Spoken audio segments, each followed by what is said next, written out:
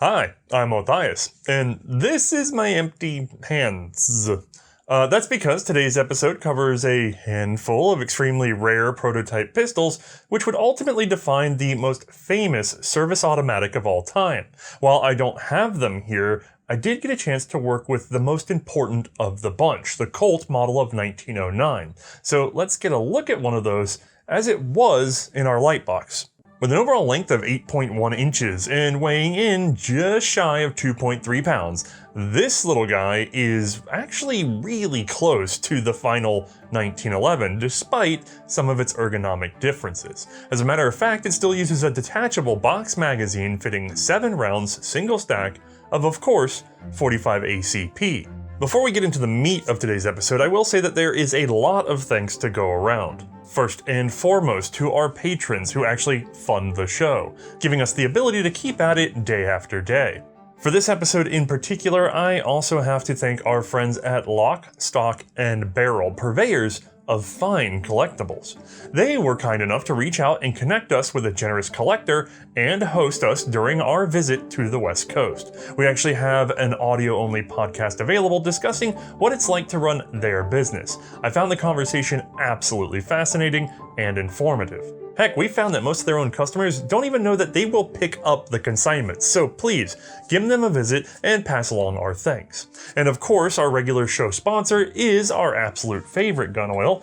I'm actually running out in this can, Ballistol. But did you know that they have other products besides the big mean green? These bore snakes have become one of the most used accessories in my range bag. Cotton rope, but critically, filled with beads that keep gentle pressure on the inside of the bore as you pull through. Perfect for rapid barrel cleaning between range days, especially useful if you're shooting black powder and prefer to swab as soon as possible to prevent rust. Make sure to give them a visit, and if you pick anything up, tell them that we sent you. One of the reasons I started this show is because I have a terrible memory. So let's go ahead and do a quick review of where we're at. Famed firearms inventor John Moses Browning began considering a number of auto-loading handguns just before the year 1900. The smaller of these, a simple blowback, would almost immediately be developed into a commercial product, which rapidly conquered the market, making the name Browning an eponym for semi-automatic pistols. This fantastic outcome had come from the licensing of his patents to Fabrique Nationale in Belgium. At the same time, Colt's patent firearms in the USA had chosen to focus on his locked breech pistol designs, as they had the possibility of military application. The initial result was this, the Colt model of 1900. 38 caliber, slide operated, magazine in grip, and using a bizarre rear sight safety. Military trials revealed some weaknesses, and an improved model 1902 was developed. The grip was squared off and fitted for a lanyard. The magazine capacity increased from 7 to 8 rounds in total. The only safety was a half-cock notch on the hammer. And there was a last round slide hold open. U.S. Army concerns about the 38 caliber cartridge prompted a return to the old 45. Colt therefore adapted their pistol to the same, resulting in the Colt 1905. Now somewhat shorter and back down to 7 rounds, it chambered a new cartridge meant to please the government, the 45 caliber automatic Colt pistol cartridge. In commercial sales, this was a 200 grain bullet propelled to an average of 900 feet per second. It was billed as a man-stopper. From Colt's perspective, the Model 1905 and its cartridge would surely satisfy ordnance, so they made the decision to go ahead and begin serial manufacture because it was obvious that everyone was going to want to make that changeover, military, police, even civilian. Unfortunately, that never really happened because ordnance just kept requesting more changes, which were all curiously specific. They wanted a grip safety, vertical ejection, a loaded chamber indicator, a magazine catch for the shooting hand in a convenient position. It's almost as if they had trialed some specific European automatic and really liked everything except for its cartridge and its locking system. Anyway, Colt began its metamorphosis. A spur hammer was fitted, and an automatic grip safety, which worked on both the sear and the firing pin. The pistol was modified to eject more vertically. It also had a loaded chamber indicator. This evolution seems to have been developed by the team at Colts, and not necessarily by John Browning. Further trials and complaints from Ordnance saw these Model 1907s upgraded slightly in 1909. The grip safety tang was lengthened so that the hammer could be decocked one-handed, and the ejection port was enlarged along with other minor internal changes. And this is where we left off last time, exploring the 1907-09 Trials pistol and how it managed to still disappoint. Those problems? They were prone to jamming, usually due to poor feeding. The firing pins broke too frequently. The loaded chamber indicators worked themselves loose and then flew away. The slide lock often failed to hold open on empty, simply because of the user allowing their thumb to rest on the lever. And the grip safety proved awkward. Getting it to disengage meant holding the pistol somewhat unnaturally. Recoil was often punitive. There was also the usual chorus of complaints about semi-automatic pistols in general. These usually came from the cavalry. They disliked that it took two hands to charge the pistol, as they didn't like carrying chamber ready with an automatic. The light single-action trigger was considered a big risk on horseback, as they expected a great many accidents should an automatic be adopted. It's also worth noting there was one incident in which a slide lock cross key managed to escape its pistol unnoticed. When it was next fired, the slide flew into the man's face, thankfully without significant injury. Now, it is important in this episode to understand that two things can happen at the same time. Even as the Colt 1907 was being tested in 1908, data was coming back to Colt, which once again began a process of review and improvement. This should have resulted in one additional prototype, but there were two incentives in play at the same time. One, the desire to have the government adopt their pistol, and two, the desire to control costs and make a profit on that adopted pistol. Remember, the Colt 1905 was tooled up into serial commercial production. The machines were there and ready. It would be in Colt's best interest to have a pistol made on as many of the same machines as possible adopted by the government. So the 1907 and the 1907-09 were incremental advances that made minimal changes to the base design in order to potentially achieve the goal. Even so, by the latter months of 1908, it was obvious that this was going to be a bit of a stretch. So while Colt tweaked, John Moses Browning started a complete overhaul. By the summer of 1909, he had taken all the criticisms head on and developed the Model 1909. Not the 1907-09, but the 1909.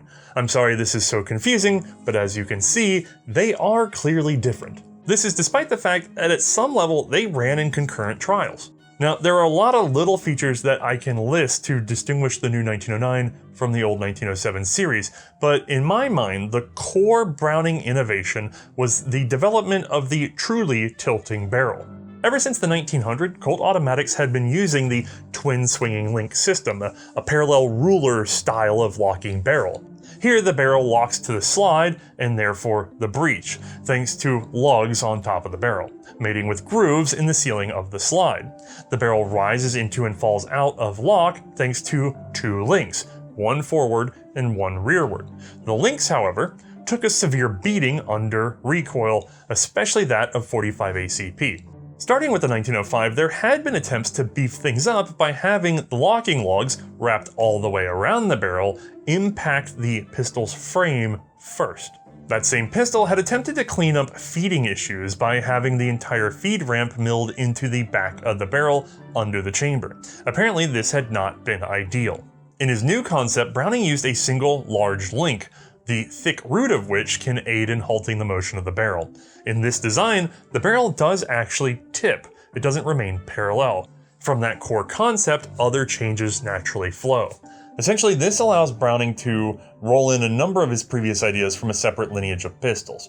Rewinding all the way back to his Model 1900, Browning's .32 caliber blowback pocket pistol started the slide-operated revolution. This arrangement of barrel and spring was flipped upside down for his next US .32, the Colt 1903 pocket pistol, which frankly isn't critical to our story today, except in that the same design was marketed in a much larger scale in Europe. The FN 1903, later adopted in Sweden as the M07, was a 9mm automatic marketed for military service. However, its Achilles heel was its unlocked breech, making recoil severe and limiting the power of its cartridge. However, it still had many desirable qualities that could not be integrated into that twin-link locking system. However, with the introduction of the single-link system, those advantages could be folded in. The frame no longer needs to be full length as there is no front pin to support. If that's the case, then the slide can simply encapsulate the front of the recoil spring, a shape that actually harkens all the way back to Browning's FN 1900 pocket pistol, though the spring is now below the barrel instead of above. This configuration means the slide will be removed from the front of the pistol much safer than before, as it came off the back. The entire thing can be held together by a single pin, which also serves as the pivot for the slide lock. Unrelated to the change in pivoting links, we also see the pistol is now fitted with a Borchardt Luger style of push-button magazine release. Not visible here, the firing pin has been greatly strengthened by being attached with a plate instead of a cross pin. The loaded chamber indicator has been dropped. Curiously, so has the lanyard ring, and the heel is rounded off. Most of these features will be found in Browning's US patent, later filed in February of 1910. However, this also includes some changes that were still yet to come. Now, I suspect with that cursory introduction out of the way, you'd like to actually see the pistol, so I took the liberty of filming one with the help of my friend Kurt. Let's get a look at it. Browning's Colt 1909, instead of Colt's Colt 1909-07, is a gun that was redesigned from the ground up in order to have a number of cool features.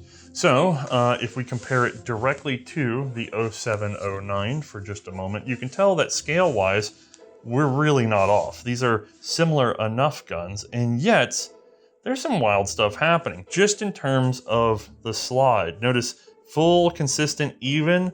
This is, we're set into the frame. We have these impressions here, and wait a second, what's all this at the front? Well, that's because we have dramatically improved a major safety feature, which is that in order to take these guys apart, this one comes off to the rear after driving out that cross key. That is gone now. The whole thing has to come off the front. I'll show you how in just a second. Now, let's talk some actual features on this gun. Overall, in utility, if you're a 1911 handler, this doesn't look too radically different from what you're used to, which is a sign of how far along we are in the development. Now, we have a push-button magazine release up here on the side by the thumb where the firer can use it easily instead of down on the heel like before. We also have a slide release combination with takedown right here that now pivots instead of being on a little linear slide. And at the rear, we have a grip safety once again, and we still have the ability to over travel that hammer in order to depress the safety so that we can one-handedly release it. Let me show you that one more time. Cock back to depress, pull trigger, and ease the hammer down. No two-handed about it. That, of course, was handed over from the 07-09, already a feature.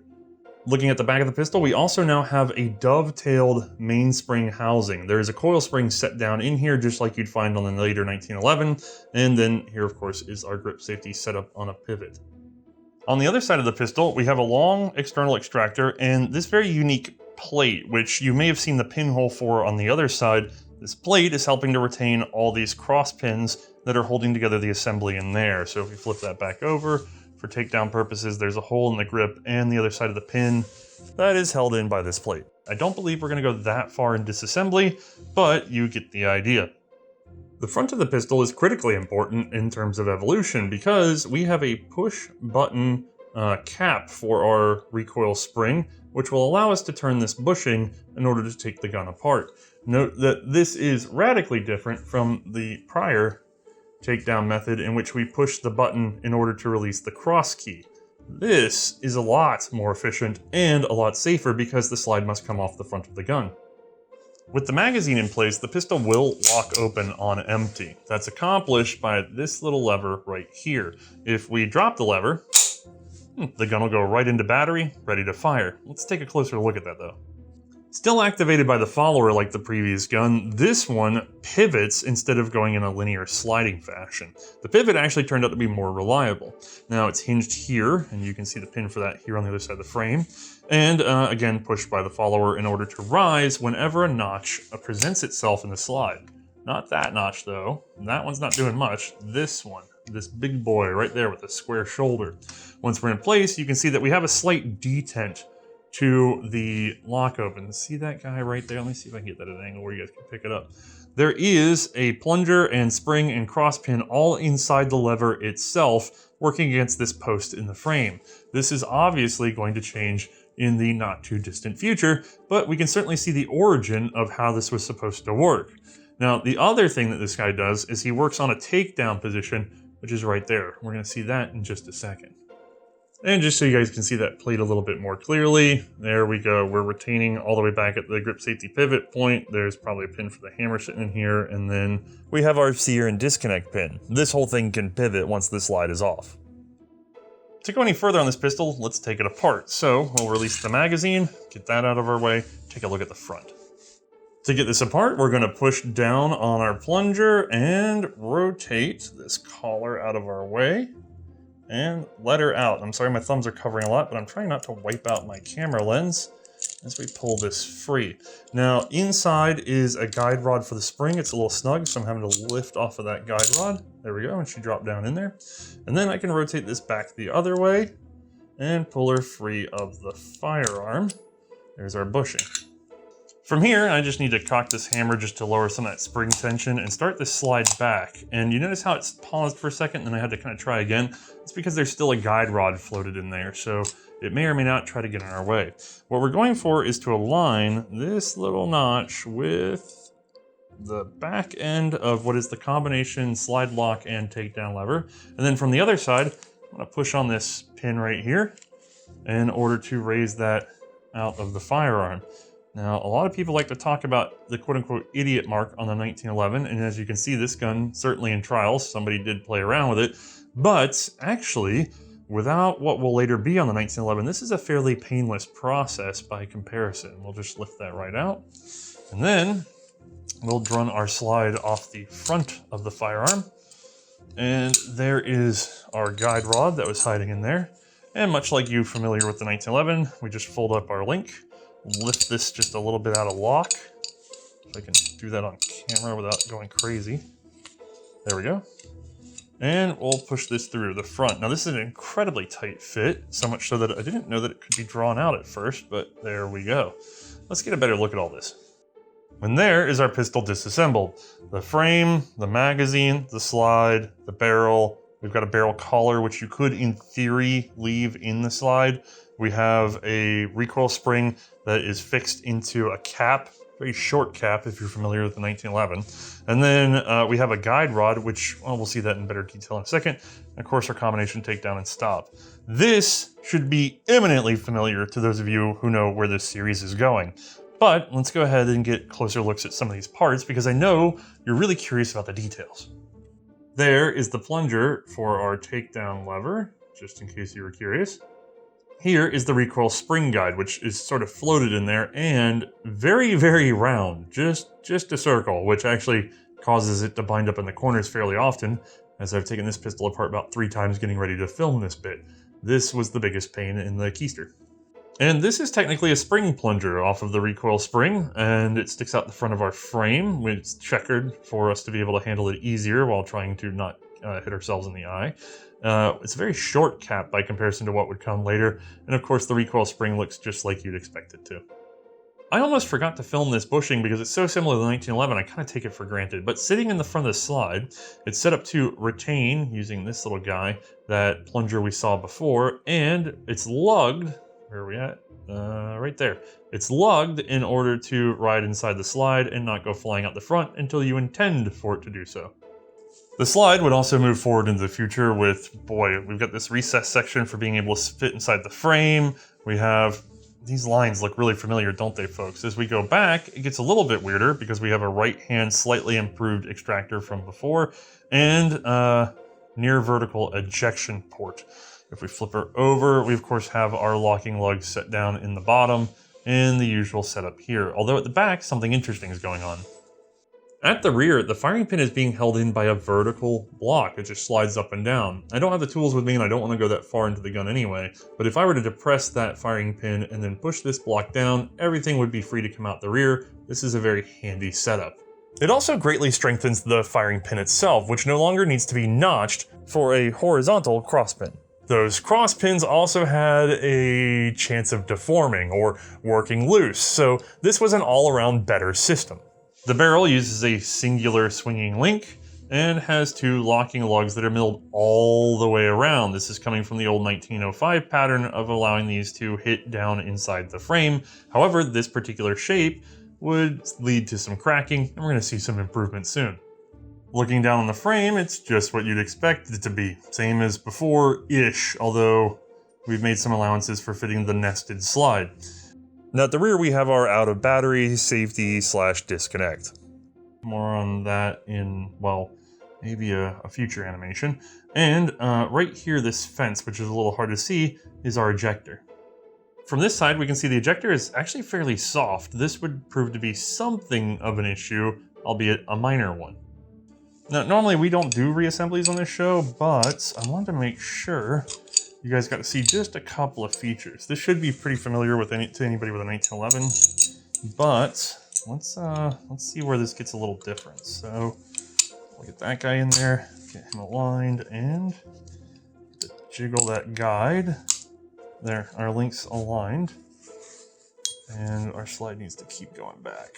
But as usual, our guide is in the way. There we go. Once we're here, I want to show you the first thing that I found to be very fascinating, which is that dropping in this takedown compared to the later 1911 is a lot simpler to avoid the idiot mark. You just press straight in. No problems there whatsoever. Now, on the other side, I may have to refocus. Bear with me on the background noise because I can't control this environment, but if I drop this guy in, rotate him around, and set up the guide rod, and bump my own camera in the process. All right, so we're all set. I'm gonna start compressing this spring in there, and I want you to be able to see this. If I go ahead and get ready to put that spring in there, I've got a little bit of compression room in there, but there's not really any in the cap, and it creates a situation in which there's a lot of wobble last moment, and it's actually quite hard to hold onto this and drop in that collar. I can see why it would later be extended. To be honest, there's actually very little mechanical difference between the original 1909 and the final 1911. But just so you really get the idea, let's challenge Bruno to animate a pistol that he has never had in his hands. To load and ready our pistol, we'll just insert our 7-round detachable box magazine. The magazine is retained by the magazine catch. This spring-loaded, mostly cylindrical button has an offset scallop on one side. Depressing the catch drives the scallop into alignment with the magazine, releasing it to fall free. When inserting a magazine, the magazine body presses the catch out of its way. Once a notch in the magazine body aligns with the catch, it springs into place, locking the mag in place. The cartridges in the magazine are constantly being pressed upwards thanks to the follower underneath, powered by the magazine spring. To ready the pistol, grip the slide, draw fully rearward, which allows the round to rise, then release the slide to drive it into the chamber. The slide is biased forward by this large coil spring set under the barrel. The spring is supported at the rear by a floating guide rod. At the front, it's capped. This cap or plug, in turn, bears into a barrel bushing, which is finally attached to the slide. The 1909 uses John Browning's tipping locked breech system, which can be seen on the barrel. At its top, ahead of the chamber, we find 2 locking lugs projecting upwards. These fit into matching recesses in the slide. This keeps the barrel and slide locking together when the pistol is fired. However, as they travel rearward together, this barrel link, which attaches the barrel to the frame, causes the rear of the barrel to lower, eventually freeing it from the grooves in the slide. The barrel is then halted as the slide is free to travel on rearward on its own, ejecting the spent case and picking up the next round on its return. Once the breech face meets the rear of the barrel, it's driven forward, and the link helps shove it back up into lock. Let's take a look at the lock work. This is the trigger, usually simple enough, but in Browning's pistol, it's taken on a stirrup shape. This makes for an even, linear pull, instead of the usual method of rotating on a pin. This is the grip safety. It has a set of extensions which impact the trigger's stirrup. This means the trigger cannot be pulled rearward until the grip safety is depressed, which lifts the extension clear so that we can fire the pistol. This is the sear, which isn't actually directly acted on by the trigger, but we'll cover that in just a second. The sear's upper blade catches in one of two notches in the hammer. Right now, it's at full cock. If we were to thumb the hammer back, pull the trigger, ease the hammer down while releasing the trigger, we can lower it into the half-cock position. Recocking the hammer readies the pistol again, and pulling the trigger releases the hammer to snap forward, firing the pistol. As I said, the trigger doesn't make direct contact with the sear. Instead, we actually pull into the disconnector, an oddly shaped rod and paddle thingy. This rides inside the sear and has its topmost projection set inside a notch in the slide. Pulling the trigger pushes on the disconnect, which in turn tries to escape upwards, which pins it between the trigger and sear, causing the sear to tip and the pistol to fire. As the slide travels rearward, the disconnector is driven down, causing its lower paddle to drop below the sear, which is now freed to spring back into place, allowing the pistol to recock. Once the slide returns, the disconnector could rise back up, if not for the trigger sitting in its way. Only once the trigger is released can the disconnector fill the gap once more, finally allowing the pistol to be fired again. Much of the lockwork is powered by a pair of flat springs set under the mainspring housing. The foremost spring both presses the disconnect upwards and returns the trigger forwards. The rearmost spring is split in two. The main tine, which is itself two-pronged, presses on the sear, keeping it biased into the hammer. Its other tine, smaller and to the right, presses rearward on the grip safety, resetting it whenever the pistol is out of hand. The other spring at the rear of the gun is set inside the mainspring housing. Here we have a powerful coil spring topped by a plunger. This presses on the hammer strut, which transmits the pressure to the hammer itself, constantly biasing it towards the firing pin. Which is this guy here. Like the older prototypes, this is an inertia firing pin, too short to take up the whole length of its gap. It's also returned by this coil spring at its front, and is held into the slide by this sliding block, known as the firing pin stop. Just smack the pin with the hammer, and it will strike the primer, firing the pistol. Here we have the extractor, set into the outside of the slide and retained by a vertical pin. Its forward claw lips over the rim of the chambered case. The ejector is a simple block set vertically in the frame. Once the pistol is fired, the slide brings the extractor along with it, which in turn is holding the spent casing, pulling it into the ejector and flicking it from the action. Now that we're down to our last round, the follower will be right below our slide stop lever. Firing the last round, the follower rises and lifts the slide's top, overcoming its downward bias. The top of the slide stop presses into the slide until it meets a matching notch at the nearly fully open position. This locks the slide rearward, indicating the pistol is empty and making for an easier reload. To drop the slide again, you need only depress the slide stop with your thumb. Alright, that has it covered. Let's get back to Othais. Now you'll forgive me for not having shooting footage of a Model 1909, an incredibly rare and valuable piece of American history, but we did not arrange a firing demonstration. There will be no May for this episode, I apologize. Initial demonstrations of the Model 1909-2 ordnance, however, began early June of, 1909, at Fort Myer near Washington, D.C., under the attention of Lieutenant Colonel John T. Thompson. Thompson was apparently impressed and informed the Springfield Armory that Browning would be there in August to present this new pistol.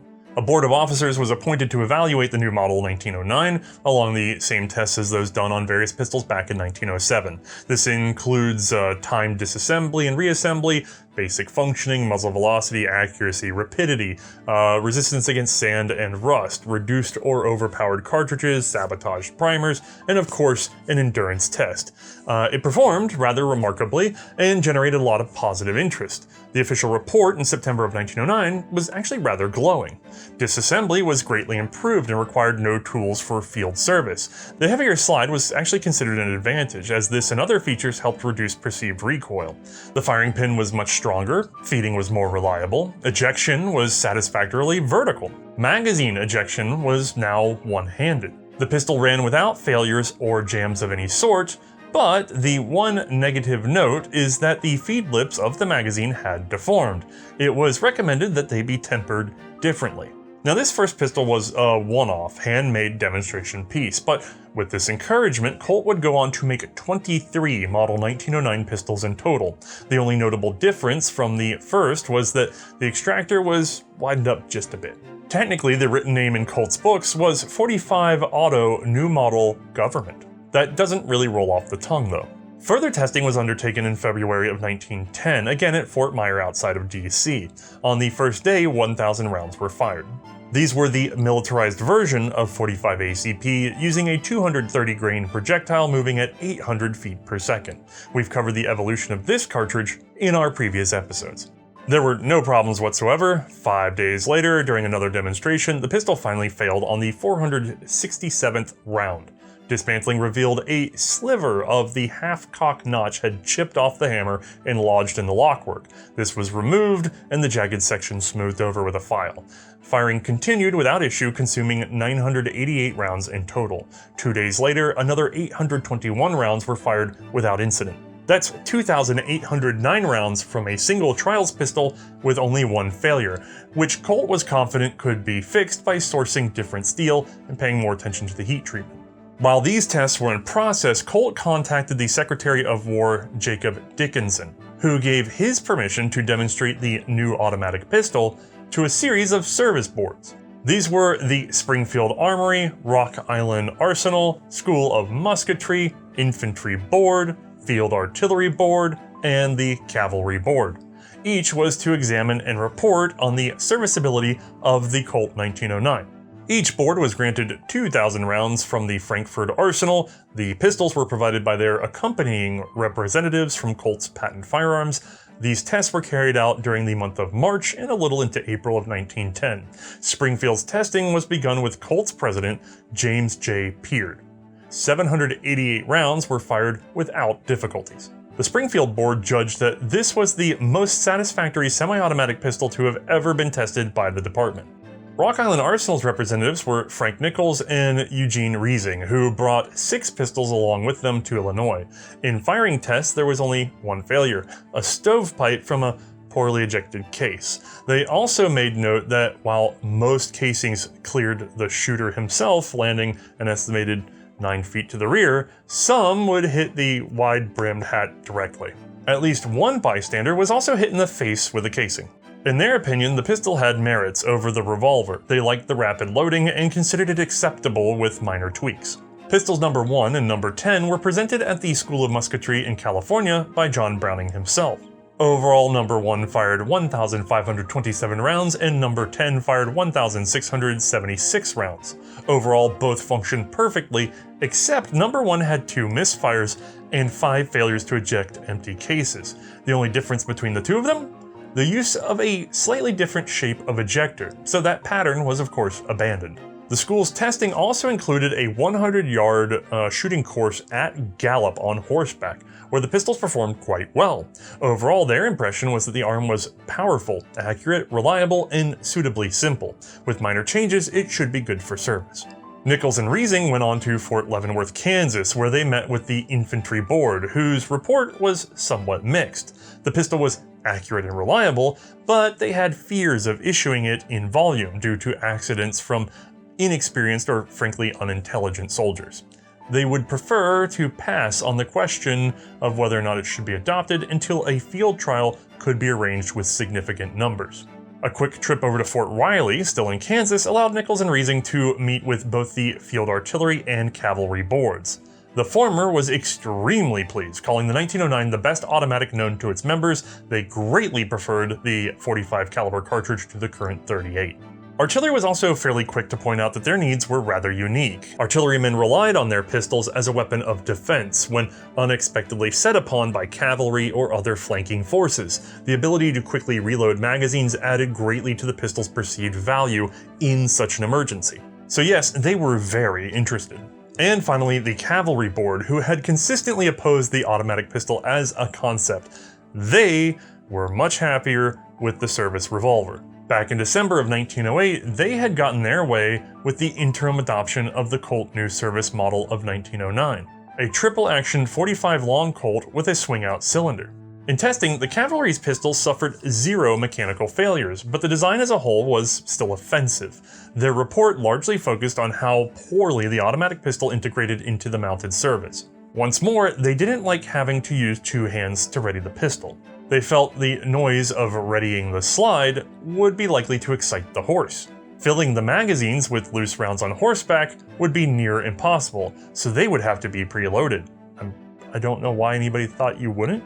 There were huge fears of negligent discharge from the men, including a frankly amazing quote. It would require no great effort of the imagination to picture a nervous soldier with his horse out of control, puncturing the atmosphere in all directions and making the life of bystanders an uncertain proposition until his automatic pistol was empty. We'll mark that down as a no, which was actually becoming something of a problem. Supplemental testing by Ordnance in October of 1910 finally revealed some true malfunctions. These were, however, minor in nature and easily corrected by small dimensional changes. At this point, the only thing that stood between the US Army and their first automatic pistol was the cavalry board. Browning and his friends at Colt were already investigating a solution though. Well, sort of. They had been working to further improve the Colt automatic even before the cavalry had put its poof down. Honestly, about the time that the 1909s were being sent out to their various trial boards, and before the cavalry could even complain for the 5th time in this process, Colt had already worked up an improved model, the biggest feature of which was a more comfortable grip for the human hand. This provided a more natural rake to fit an outstretched hand. The rear was also squared off, leaving room for a lanyard loop and making it better fill the base of the palm. Just for comparison, the previous 1909 had been about 85 degrees. The Luger is an aggressive 55, but right in the middle, at 74 degrees, is the model of 1910. At first, this was called the New Style Grip, but eventually settled into that name, Model 1910. Additional minor changes in the Model 1910 include simplifying the recoil spring cap and fixing it to the recoil springs so that they disassembled together, squaring up the ejector so that it engaged sooner, combining the 2 flat springs for the sear and the grip safety into one combination triple-tine spring. The ejection port was enlarged, and if you squint, you might notice that the barrel is a bit lower set than the previous model. The most important change, however, is what we can't see here, but could on the 1909, the extractor. Look again at that patent that we saw earlier. The pistol is the Model 1909, sure, except inside that slide. We can see a new style of extractor fitted internally. It is retained by the same plate that keeps the firing pin in place. Yet another little cross pin has therefore been eliminated, another little part that won't be lost when repaired or work its way loose in the field.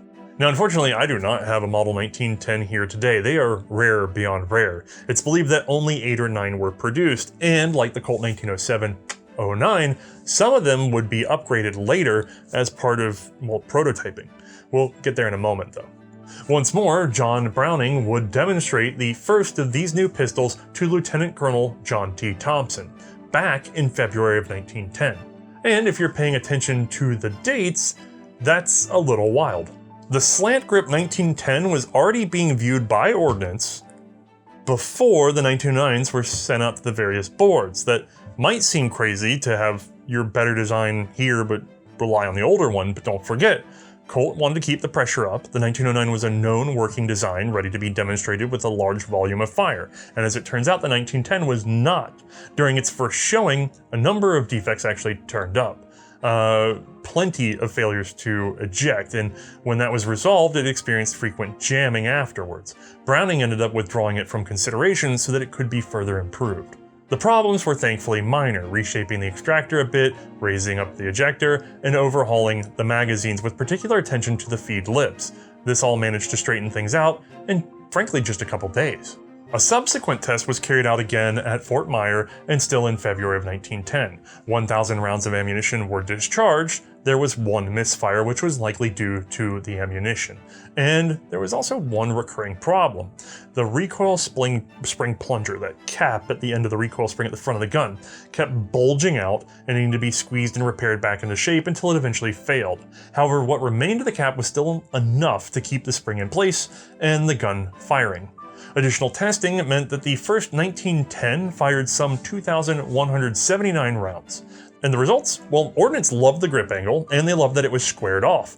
The lower barrel was praised not necessarily for recoil, because it was more compact as a whole. And the aggressive ejection meant that it performed better with underpowered ammo. The only real problem was that weak recoil spring cap. Overall, Ordnance felt that if the 1910 could be refined to be as reliable as the 1909, it would be exactly what they were looking for. Further testing in May was also positive. In 2 tests, there was only one problem, a failure of the slide to lock open one time in roughly 1,400 rounds that were fired. It's also worth mentioning one example, serial number 3, was fitted with special grips, which dovetailed in place instead of relying on grip screws. This feature was apparently not picked up in later production though. So this all times out to about the time that cavalry was complaining about the 1909. They're the only holdout against the adoption of the automatic. Ordnance was convinced that the real crux came down to what to do with a cocked single-action pistol with one in the chamber. Maybe you've fired 3 rounds and now you're in action. Where does it go? What do you do with that? It's live. It was expected that a reliable and easy-to-use safety could at least override the cavalry's concerns. Ultimately, 2 of these were presented. Colt model 1909, serial number 14, was fitted with a lever on the left rear. This was likely designed by Colt's team. I've read it was also fitted to a 1910 as well, but I've yet to see one example as such. The lever features an internal stud which turns into one of 2 positions cut into the hammer, locking it at either full cock or in the ease down position. More importantly, however, Browning had his own ideas of how this should work, working with a Colt model 1910 serial number 6, which is sadly not pictured here, although this is of the same configuration. He had essentially placed another plate on the left side of the pistol. He attached an external thumb pad and pivoted it on the same pin that retained the grip safety. Now I have a pistol here that happens to use this same safety mechanism, so let's get a very zoomed in look while ignoring the rest of whatever this thing might be. First and foremost, our safety will not work without the hammer back. There we go. We have a left side plate with a thumb pad that is easily operated by the dominant hand, and 2 very definite positions. You can hear it clicking away. Now it does that because it's detented into those 2 spots by dimples on its surface, working with a plunger set inside a tube. There's a coil spring in here that comes out the other side on another plunger, which therefore biases the takedown/slide release lever. So we're going to use that spring twice. This had been an independent part before. Now, if we flip back here, from the outside, we can see at least a little of what this guy is doing. If we flicker up, not only has it internally done some blocking, but externally, it does keep the slide from being able to be withdrawn. See it? Very simple notch. Not a lot of energy put into making that work. It's just in the right spot. Now, we can't see the real action because it's underneath, inside, working on the sear. A specially shaped internal stud rests under the safety's plate body. When switched on, it pivots behind the sear, preventing it from rotating, and therefore the trigger from being pulled. Even if the sear should somehow fail, the stud also rests in the path of the hammer and would stop its fall before it could strike the firing pin. It's worth mentioning that at this point, the right side pin plate was still being used. It's also a common point of confusion, as random 1910s would be upgraded later as part of various testing. The Colt and the Browning safeties were shown to the team at Springfield Armory in August of 1910. They rejected the hammer locking system and greatly enjoyed the Browning style of sear locker. One notable recommendation is that if the plunger tube is retained, the grip panel should partially cover it. Given the positive results, Colt opted to transform several of the other 1910 prototypes for further testing. It's worth noting that these safeties do not cover that sear pin on the left side because, again, the retention plate was being used on the right. This configuration became known as the Colt Special Army model of 1910. It was reviewed again by Ordnance in October and once more highly recommended. And on the 17th, John T. Thompson wrote to the 2 remaining competitors in the US pistol trials, Colt and, believe it or not, Savage, who had been going through their own onesie-twosie evaluations with Ordnance on the side up until this point. Their contemporary pistol at this time wasn't deeply different from what we saw last time around. The slide was beefed up, a new magazine was fitted along with thicker, smooth walnut grips. The rear sight was shrunk down, as was the ejector. Both pistols were trialed together on November 10th of 1910. Both Colt and Savage executives turned out in full, as did the inventors Browning and Cyril. A Colt 1909 revolver was used as a control. The tests were just what we've seen before. A basic examination with particular attention to the safety features, followed by timed disassembly and reassembly, a counting of the major parts, then testing for accuracy, velocity, penetration, which was actually confusing as one pistol did better on pine and the other did better on oak. 6,000 rounds of endurance shooting, and then testing of overcharged and undercharged ammunition and thinned/pierced primers. In most tests, the Colt was greatly preferred, but that brutal endurance test was wild. 6,000 rounds fired with cooling every 100 rounds by pouring water down the barrel, which in and of itself is a metallurgical issue that would not necessarily come up in service. Both pistols, of course, suffered some malfunctions. Overall, the Colt suffered fewer. Notable problems include the grip screws kept working loose, various cracks started to appear in the frame, and one barrel failed. For the Savage, it managed to crack 3 grips, break 3 extractors, 1 barrel, 2 sear locks, 1 bolt stop spring, and a magazine plate. The Control revolver had 1 stoppage not caused by ammunition. Some powder residue had jammed up the cylinder latch. So I guess this would count as 1 point for the cavalry. In Ordnance's opinion, neither design was ready for adoption. The Savage, of course, had numerous problems, but the Colt was suffering from some fairly basic issues that needed to be resolved. The most obvious of which was a design fault in the barrel. The cuts to provide underside lugs removed material at a critical point. The first barrel failed here, near the front of the chamber, and follow-up torture testing off of the official competition revealed that the next replacement barrel broke in the exact same spot.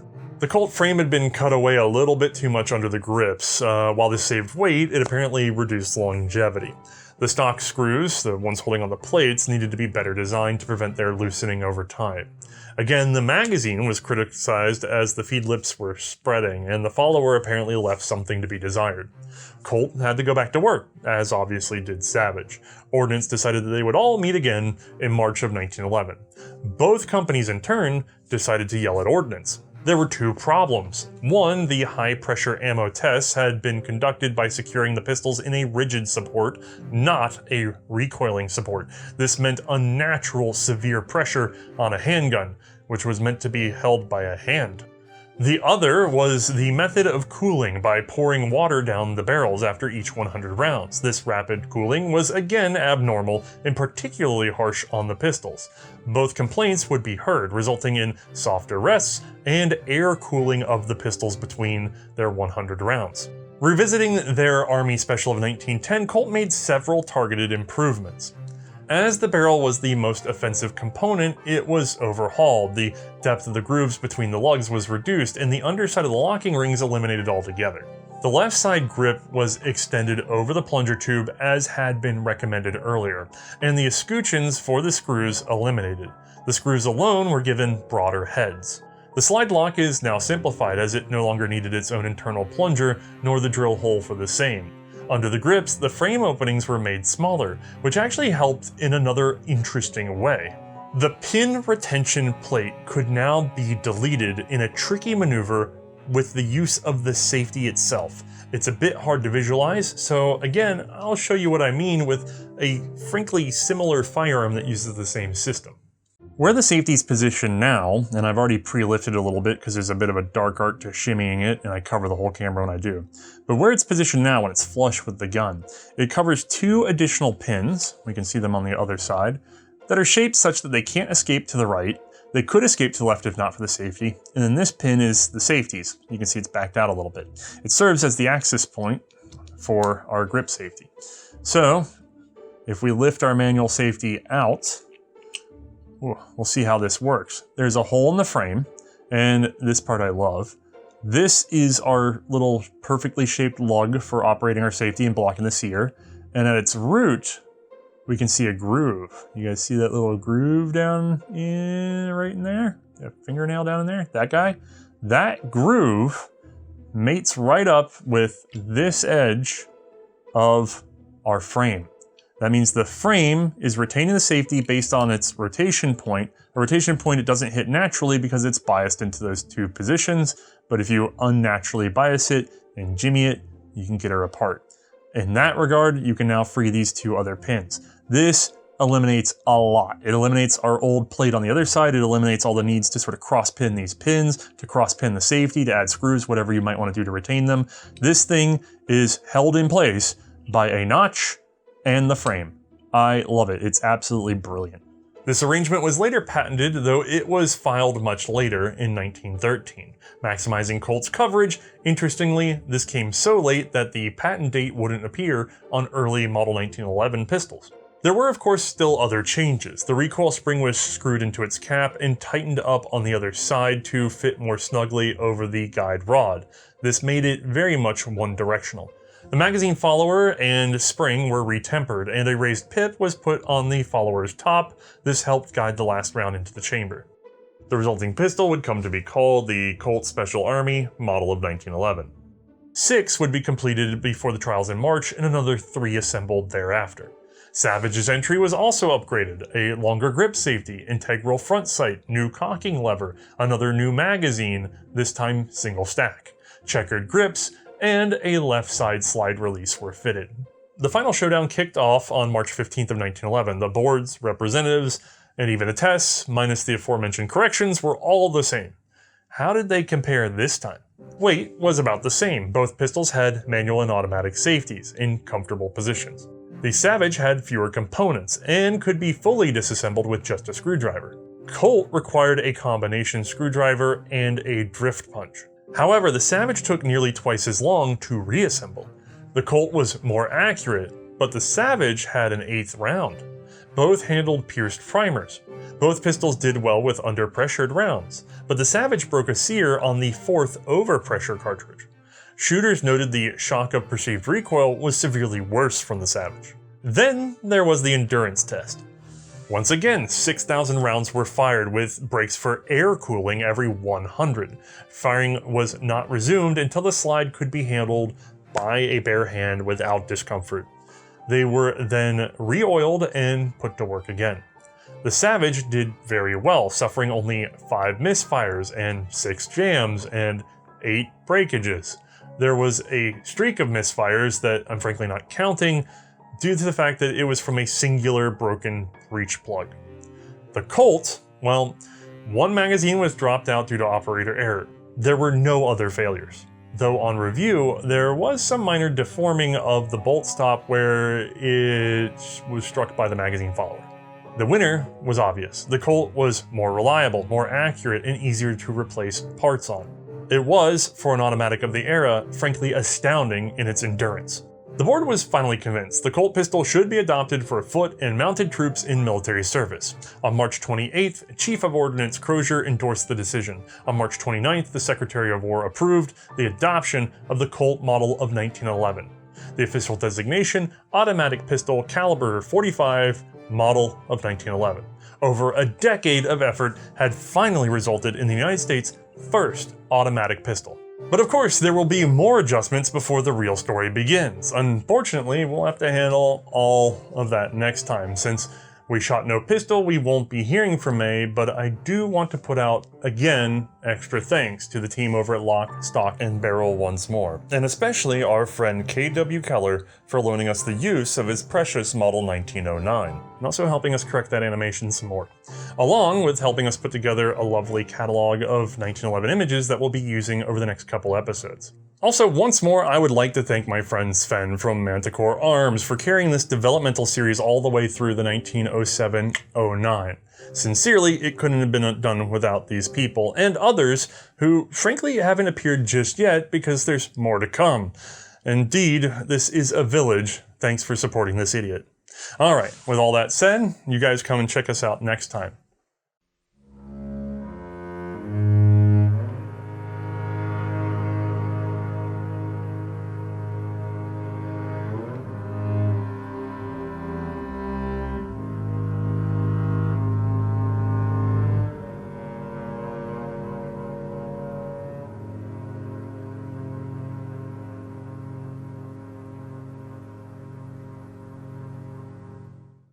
If anyone knows InDesign, Oh, yeah, InDesign. reach out to him on Discord. Well, in InDesign, you're capable of working from notes with assets. You know what I mean? Like, if somebody wants to try to put together a little reference book based off of what we were able to do. You've had some InDesign work with your personal, like you've tried it before, and I've tinkered with it a little bit. Yeah, I told you. I know how to ask where the bathroom is and order a meal. Very cool. I was happy to be a part of that. There's that, and then, frankly, I'll be telling people that the 1911 is a Browning locking system built on a Luger. Mm-hmm. And people will get very mad, but in terms of the mechanisms are different in how they achieve everything. Mm-hmm. But you are talking about a raked grip, automatic safety, right-hand thumbable manual safety, cross-button magazine release where the thumb drops. Mm-hmm. Like, the ergonomics of the 1911 are clearly derivative of the Luger because they were smart. They're also the ergonomics that have been applied to basically every modern handgun. Right. So they were the die from which everything else was made. They were. The locking breech that Browning introduced also ends up in almost every modern handgun. So that was also correct, you know? But it's just weird how little the Luger gets acknowledged in the story of the 1911. Mm-hmm. She brought out a goat. She brought out a stuffed goat that she had filled with a dyed water balloon. So when she slit its throat, it actually looked like, you know, she'd slit a live animal's throat. It was different. Mm-hmm. She was only at our school for a year. Yeah, I could see your very private Southern school not sticking out for that for very long. No. Now, I'm not ready to show you the whole pistol just yet, but I do want to show you that sight safety so you understand what's going on. If I cock the hammer back, we'll see there's some texturing on the back of this rear sight, and if you're really observant, you'll notice that it has a hinge pin here, which means that it's able to move up and down. At the moment,